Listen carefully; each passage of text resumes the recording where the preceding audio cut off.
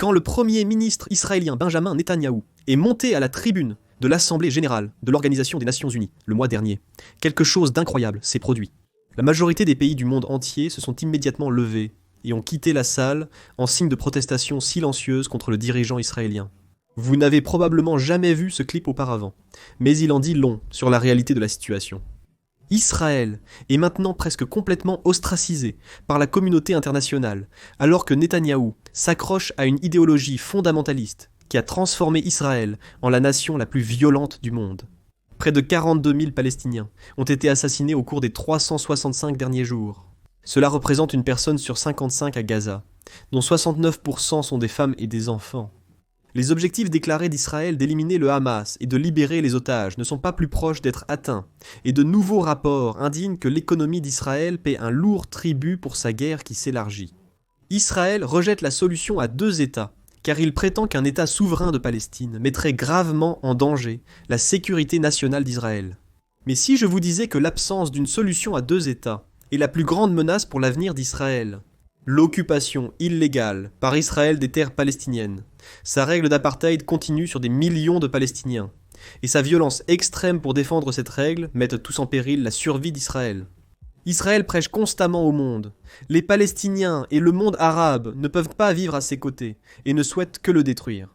Mais cette déclaration est complètement fausse.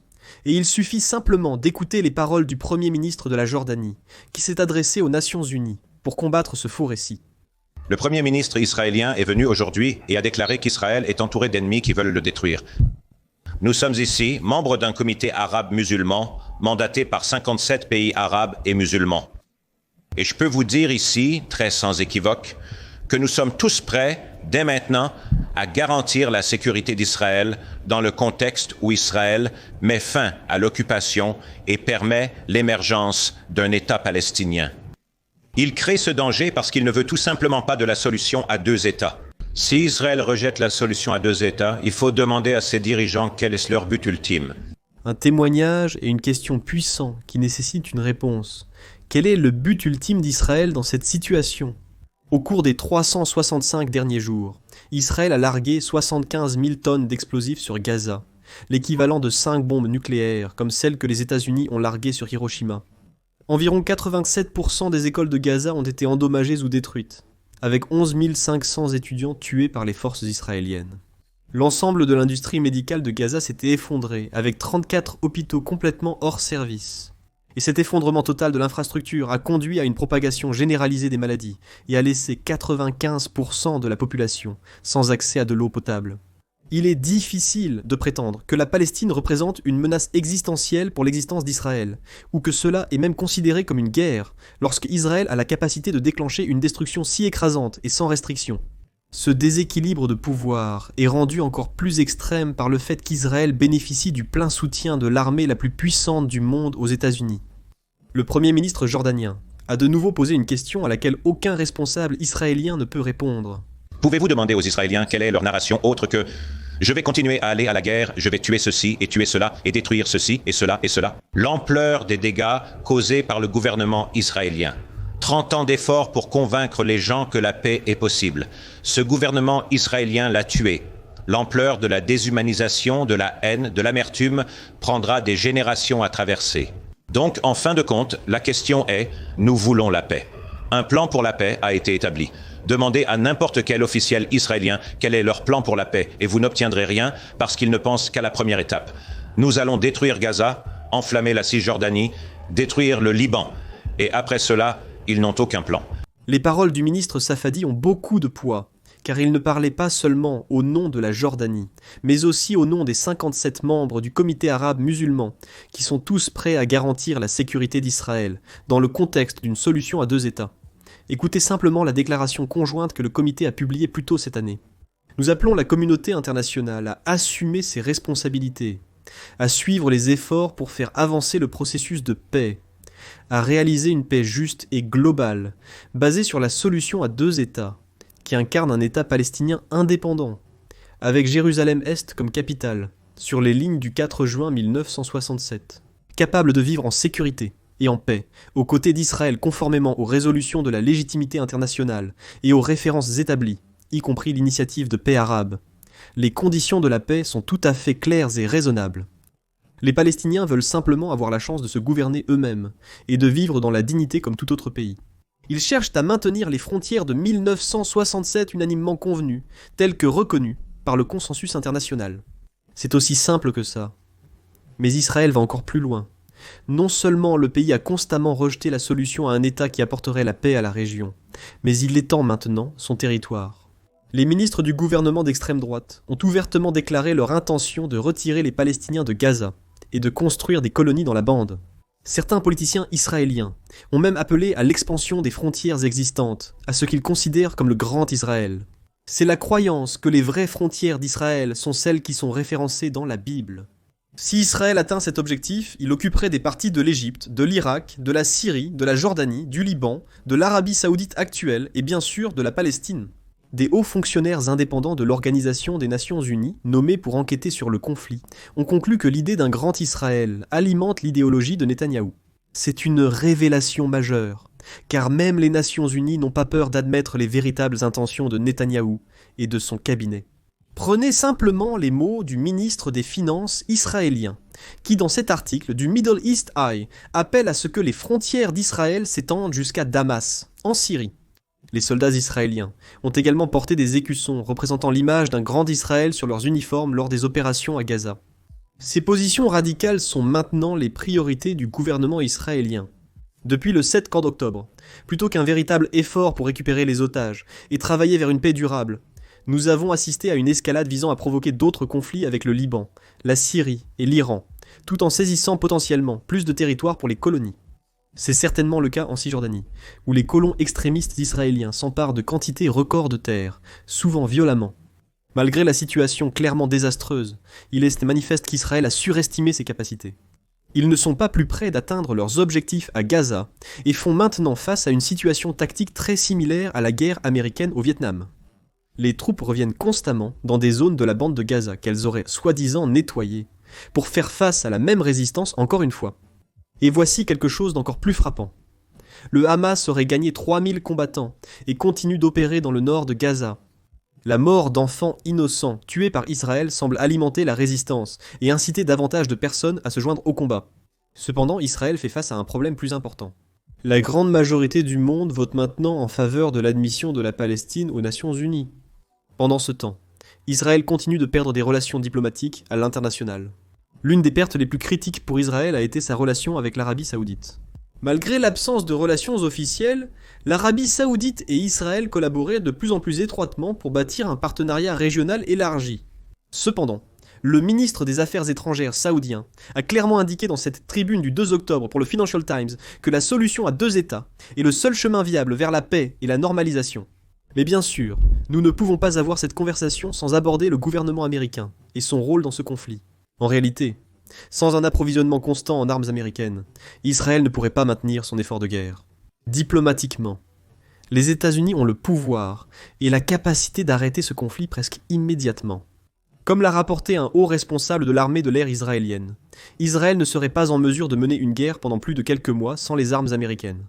Un autre problème est que les politiciens américains sont fortement influencés par le lobby israélien, qui mène de nombreuses campagnes à travers la politique américaine. Mais tout cela a un coût très élevé. C'est nuisible pour le Moyen-Orient, et cela nuit aussi aux citoyens américains. L'agenda violent et extrémiste d'Israël ne protège pas la sécurité des États-Unis, et ne sert pas les intérêts américains. Mais surtout, cela n'aide pas non plus Israël à long terme. Israël est maintenant complètement ostracisé par la communauté internationale, et son économie est en désarroi. La cote de crédit d'Israël est déjà en chute libre, et Israël risque de perdre très prochainement sa cote de crédit d'investissement, avec de graves conséquences économiques à long terme. En somme, Israël est à un carrefour crucial. Sur un chemin, accepter la solution à deux États ne donnerait pas seulement aux Palestiniens la souveraineté et la dignité qu'ils méritent, mais assurerait également une paix durable qui profite aux deux nations. Cette étape permettrait de reconstruire la confiance et d'ouvrir la voie à la stabilité régionale.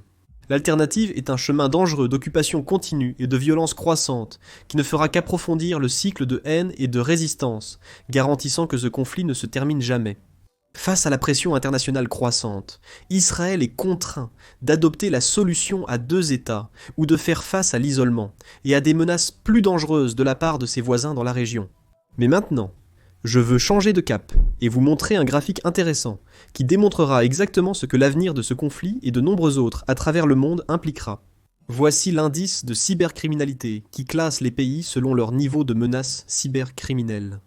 Pas de surprise ici que la Russie et l'Ukraine occupent d'abord les 2 premières places, mais même les États-Unis, l'Iran et Israël se classent tous dans le top 20 en tant que menace mondiale pour la cybersécurité. Je le mentionne car la géopolitique influence les marchés et génère des opportunités. Pour illustrer l'avenir de la guerre, voici un article de Forbes de décembre 2023 intitulé « La cybersécurité, le 5e champ de bataille ». Il commence par une citation vraiment incroyable. Au cours des 50 dernières années, les champs de bataille ont été marqués par l'air, la terre et la mer. Aujourd'hui, cependant, le champ de bataille traditionnel s'élargit avec l'espace et la cybersécurité, qui émergent respectivement comme les 4e et 5e champs de bataille. Nous avons réellement vu cela entrer en plein effet lors de la guerre Russie-Ukraine, en janvier 2022, lorsque l'Ukraine a été durement touchée par Whispergate, un logiciel malveillant visant à démanteler l'infrastructure critique à travers le pays. Cependant, cet événement révèle surtout un tournant décisif dans l'évolution de la guerre. Quand la guerre terrestre a éclaté, les cyberattaques sur les infrastructures critiques ont été les premières frappes. Cybersecurity Ventures, le principal chercheur et éditeur mondial couvrant l'économie cybernétique mondiale, prédit que le coût des dommages causés par la cybercriminalité atteindra 10,5 billions de dollars d'ici 2025, un montant stupéfiant qui, s'il était mesuré comme un pays, serait le 3e plus grand après les États-Unis et la Chine. En progressant, nous faisons également face à un nombre record de conflits mondiaux. La guerre Russie-Ukraine pèsera sur l'Europe pour un avenir prévisible. Israël mène pas moins de 7 conflits différents avec ses voisins au Moyen-Orient, et les tensions entre les États-Unis et la Chine continuent de s'intensifier. Honnêtement, il se passe tellement de choses dans le monde en ce moment, et c'est pourquoi je pense qu'une entreprise comme Plurilock est bien placée pour bénéficier de ce chaos. Analysons en détail les activités de cette entreprise, et les raisons de son fort potentiel. Commençons par les finances, car Plurilock a connu une croissance impressionnante de ses revenus, passant de 36,6 millions en 2021 à 70,4 millions en 2023, soit presque un doublement en 24 mois. En 2024, ils ont signé plus de 40 millions de nouveaux contrats, et cela comprend la plus grande vente unique de l'histoire de l'entreprise, un contrat de 19,3 millions avec un acteur clé d'US et P500 répertorié dans la chaîne d'approvisionnement mondiale des semi-conducteurs. Leurs derniers bénéfices du T2 2024 montrent une croissance de 98% en glissement annuel des services critiques, avec un bénéfice brut de 2 millions, soit une augmentation de plus de 42% par rapport à l'année précédente, indiquant que l'entreprise continue d'atteindre ses objectifs. L'entreprise a 3 sources de revenus. La première étant la division des services critiques, qui fournit des services de cybersécurité d'entreprise, gérés qui sont adaptés aux besoins du client. Cette division mène l'expansion de la marge avec une augmentation de 144% de la marge brute. Elle évolue aussi à un rythme effréné. La semaine dernière seulement, Plurilock a annoncé un partenariat entre leur division des services critiques et CrowdStrike pour sécuriser les infrastructures critiques dans les nations démocratiques et les économies. La collaboration permet à Plurilock de déployer la plateforme Falcon de CrowdStrike dans les institutions et organisations cherchant à moderniser leurs opérations de sécurité face à l'environnement de menaces en constante évolution d'aujourd'hui. La deuxième est la division des solutions, qui fournit une gamme complète de solutions informatiques et de cybersécurité de premier plan. Et le dernier élément de l'entreprise, fonctionnant avec des marges brutes de 60 à 80%, est leur logiciel SaaS propriétaire, qui fournit une protection d'identité cloud tout en un. On peut affirmer que la direction et l'équipe sont les éléments les plus importants d'une entreprise en croissance, et Plurilock a réuni certains des meilleurs experts de l'industrie pour la diriger. Commençons par Jan Peterson, président-directeur général de Plurilock, un entrepreneur en analyse avec 15 ans d'expérience, spécialisé dans la conclusion d'affaires multimillionnaires. Il est rejoint par un groupe de directeurs et de conseillers de classe mondiale talentueux, y compris l'amiral à la retraite de la marine Mike McConnell, qui a servi en tant que directeur du renseignement national sous George W. Bush et Barack Obama. Patrick Gorman, l'ancien directeur des systèmes d'information de la communauté du renseignement américain. Joe Sexton, l'ancien directeur de CrowdStrike, et Ed Hammersley, ancien président de Raytheon Cyber Products. Enfin, nous aborderons la liste des clients de Plurilock, qui est très impressionnante avec des contrats signés avec certains des clients les plus en vue que vous puissiez imaginer. Cela inclut plus de 30 agences fédérales, telles que la Administration nationale de l'aéronautique et de l'espace la marine, et l'armée de l'air américaine, en plus d'une liste d'entreprises de 2000 entreprises mondiales, y compris des hôpitaux majeurs, des aéroports clés et des entreprises mondiales de semi-conducteurs. Mes fidèles téléspectateurs connaissent mon avis sur les microchips, pièce technologique la plus précieuse pour notre avenir. Mais comme nous l'avons mentionné dans la vidéo, les conflits ne s'arrêteront pas de sitôt. Et malheureusement, vu la tournure que prend le monde, ils ne risquent que d'augmenter à l'avenir. Pour les investisseurs intéressés par la cybersécurité, Pluraloc présente un potentiel considérable. Mais comme toujours, n'oubliez pas de faire vos propres recherches avant d'investir dans une entreprise.